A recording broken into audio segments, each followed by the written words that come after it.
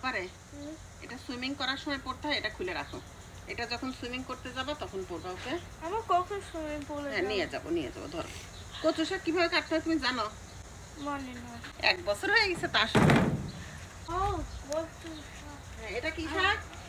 আমি মনে না। এই যে দেখা যায়। এই যে হ্যাঁ এখানে বিসমিল্লাহির রহমানির রহিম।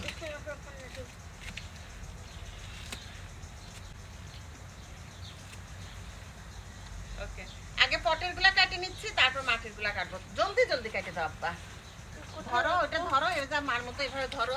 হ্যাঁ,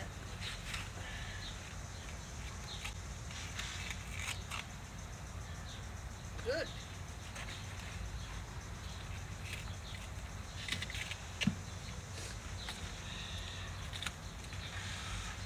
শুধু মিডল একটা কাটবা না?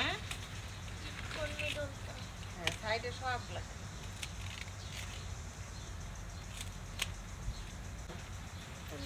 তুমি একটু সাইডে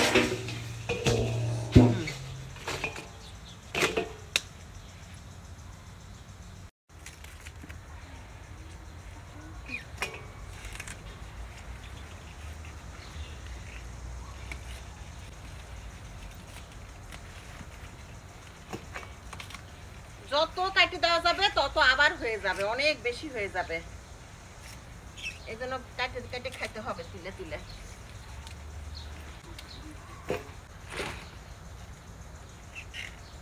এইখানে একটু মাটি ছিল, সে মাটিও ফাঁকা রাখি নাই, সেখানেও কচুর গাছ লাগাই দিয়েছি। দেখেন কি বিশাল বিশাল পাতা হয়েছে, সেই রকম। এই মাটির গুলাও তুলে নিচ্ছি।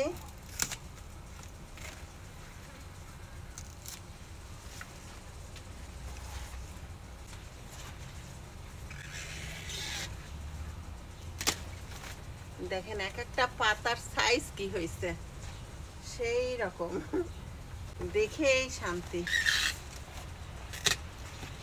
একটা পটে কচুর গাছ লাগাইছিলাম, 2-3টা কচু লাগাই দিছি। দেখেন কত পরিমাণ পাতা হয়ে গেছে। এরকম একটা পটেও কিন্তু আপনারা গাছ লাগায় কচুর শাক খাইতে পারেন। একটু ছড়ানো পটে শুধু লাগাইতে হবে, তাহলে এরকম ঝাঁকড়া হয়ে যাবে। কাটে দেওয়ার আবার 5-6 দিনের মধ্যে আবার টপটা ভরে যাবে না পাতা দিয়ে।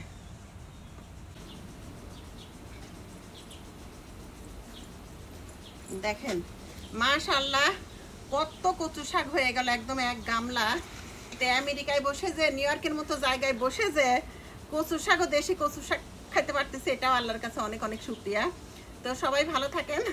এই কচু শাক হয় ইলিশ মাছ দিয়ে রান্না করব, নয় চিংড়ি মাছ দিয়ে।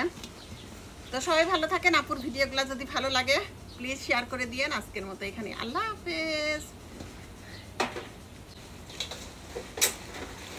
ওরে বাবা, দেখেন হাতে ফেরই হয় না, সেই রকম। এই পরিষ্কার দেখেন সেই রকম।